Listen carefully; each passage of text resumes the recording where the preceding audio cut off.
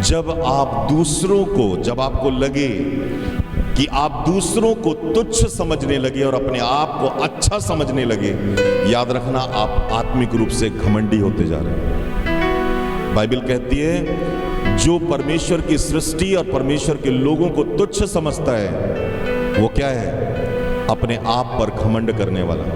Bible में लिखा है जब आप घमंडी नहीं होते हो, नम्र बनकर चलते जाते हो।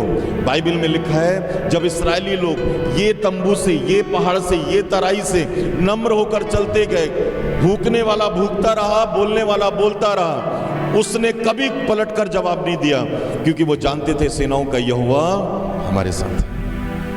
इसलिए बाइबल में लिखा हुआ है जब बिलाम उनको श्राप देने की कोशिश करता था तो उसके मुंह से क्या निकलता था?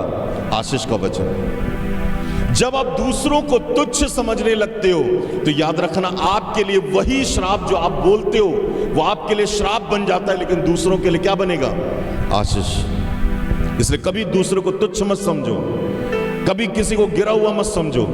हर एक व्यक्ति जो इस दुनिया में पाया जाता है वो व्यक्ति परमेश्वर की रचना है और परमेश्वर ने उसको बनाया है। जब आप उसे तुच्छ समझते हो आप परमेश्वर को तुच्छ समझते हो, और ये घमंड है दूसरों को तुच्छ समझना।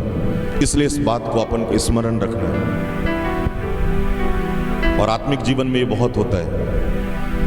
इसको बाइबल पढ़ते नहीं बनता, प्रार्थना करते नहीं बनता, गाते नहीं बनता है, अरे ढंग से कपड़े नहीं है, ये नहीं है, वो नहीं, बॉस XYZ हम तुच्छ समझते हैं, दिखाते हैं, बोलते हैं। समझ जाना कि घमंड आपके अंदर में एंटर कर चुका है। आप दिखा जरूर रहे हो कि आप धर्मी हो, आप आत्मिक हो, परंतु आपके अंदर में क्या आ गया है? घमंड का आत्मा। निकालो मेरे साथ में मत्ती रचित सुसमाचार उसका 23 अध्याय। ये था कि तुम न्याय, विश्वास और दया को तुम दिखाते लोगों पर, तब तुम व्यवस्था को क्या करते? पूरा करते। हालेलुया। हमारी धार्मिकता कैसी हो जाती मालूम है? जो प्रभु को पसंद नहीं है, हमारी धार्मिकता शास्त्री फरीसियों जैसी हो जाती है। कभी भी परमेश्वर आपके कपड़ों को देखकर आपको पसंद नहीं करता, कभी भी परमेश्वर आपकी योग्यता को देखकर पसंद नहीं करता। आप यदि आज परमेश्वर की नजर में तुच्छ हो, इसलिए प्रभु ने आपको चुना है, क्योंकि लोगों ने आपको तुच्छ बना दिया है, ताकि आप परमेश्वर की नजर में आदर के योग्य बन जाओ। और एक दिन आ रहा है कि परमेश्वर आपको उनके सामने में, जिन्होंने आपको तुच्छ समझा था, आपको वो आदर दिलाएगा। इसलिए उन लोगों को बाइबल के इतिहास में, बाइबल में आप खोलकर पढ़ लो जितना देख के, बाइबल में कभी भी परमेश्वर ने परफेक्ट व्यक्ति को कभी नहीं चुना, कभी नहीं चुना। क्या बताओ? बाइबल के इतिहास में कौन सा व्यक्ति परफेक्ट था? एक भी व्यक्ति परफेक्ट नहीं है। सब परफेक्ट व्यक्ति जितने भी मिलेंगे वो लोग को परमेश्वर ने चुना और उन्हें परफेक्ट बनाकर मेरे प्रयोग खड़ा कर दिया प्रभु के लिए। जो ना समझ थे, अनपढ़ थे, गंवार थे, उनको निकाल कर लेकर आया। उनको कहा कि तुम घमंड मत करो अपनी बातों पर, अपनी चीजों पर। पतरस घमंड करता तो किस बात पर घमंड करता? मेरे पास जाल है, मेरे पास जहाज है, मैं उसमें मछली पकड़ता हूं। वो कुछ घमंड नहीं किया, बोले मैं तुच्छ व्यक्ति हूं। पतरस की पत्री को पढ़ें, वहां पर आपको पता चलेगा। वो कहता है कि मैं प्रेम करना सीखा। परमेश्वर ने पतरस के द्वारा बड़े बड़े काम किए। जब आप दूसरों को तुच्छ समझने लगते हो, घमंड के वो आत्मा, वो डेविल आपके अंदर में काम करना चालू करता है और आपको परमेश्वर से क्या करता है? अलग करता जाता है, और आप कभी कुछ नहीं बन सकते फिर। इसलिए अपने अंदर में रोज चेक करो, हर दिन। मैं अभी वो एक सीनरी है मेरे पास में, मैंने उसको लगा के रखा था पहले, अभी वो अंदर रखा हुआ है, मैंने लगाया नहीं।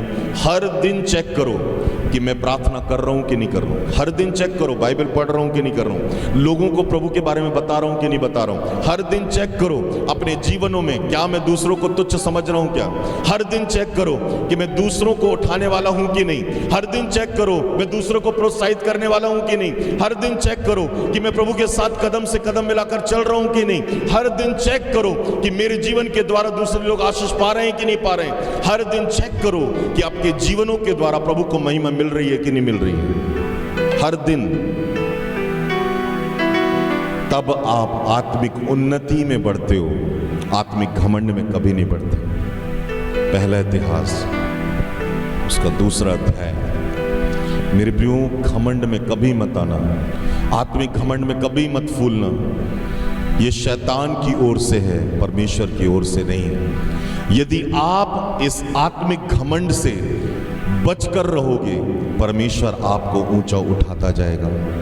क्या लिखा देखो, उसके पवित्र नाम पर घमंड करो। उसके पवित्र नाम पर घमंड करो। रोज कहो मेरा बाप बड़ा है, मैं जिसका बेटा हूं वो बड़ा है, मैं वो बड़ा है, जिसने मुझे उद्धार दिया वो बड़ा है, जो मेरे जीवन में मिराकल करता है वो बड़ा है, जो मेरे जीवन में आशीष ला सकता है वो बड़ा है। इसलिए मैं घमंड करता हूं कि मैं उसका बेटा हूं या उसकी बेटी। उस पर घमंड करो, उसके नाम पर घमंड करो। क्या मिलेगा इससे जब आप उस पर घमंड करोगे? लिखा, क्या लिखा है? यहोवा के खोजियों का हृदय आनंदित हो। यहोवा के खोजियों का हृदय क्या होगा? अपनी बाइबल में अंडरलाइन कर लो, आज से लिख लो उसे, VIP उसमें डाल दो, IMP डाल दो। रोज पढ़ो, रोज बोलो कि यहोवा के खोजियों का हृदय क्या होगा? आनंदित होगा, क्योंकि मैं प्रभु को क्या कर रहा हूं? हालेलुया। मेरा हृदय अब आनंदित होने वाला है। हालेलुया। मेरा हृदय आनंद से भरने वाला है। क्या कर रहे हो आप? क्या कर रहे हो? फिर से पढ़ेंगे, देखो, ध्यान दो, इधर उधर ध्यान ना दे, शांत बैठे थोड़ी देर। उसके पवित्र नाम पर घमंड करो। उसके पवित्र नाम पर क्या करो? बाजू वाले को बोलो, प्रभु के नाम पर घमंड करो।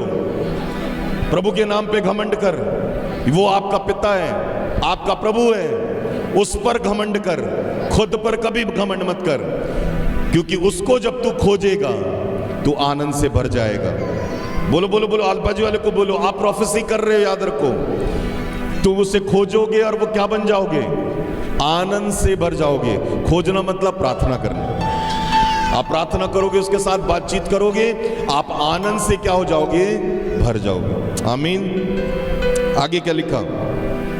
यहोवा और उसकी सामर्थ की खोज करो। हाँ? और उसके दर्शन के लगातार खोज करो। हाँ? उसके किए हुए आश्चर्य कर्म और उसके चमत्कार और न्याय वचन स्मरण करो। क्या करो? तुम स्मरण करो, याद करो कि उसने आपके जीवन में क्या क्या किया है। इसलिए बाइबल में मत्ती 5:5 में लिखा है, धन्य है वे जो मन के क्या हैं? दीन है। धन्य है वे जो नम्र हैं, क्योंकि परमेश्वर उन्हें पृथ्वी का क्या बनाएगा? अधिकारी। आमीन। हालेलुया।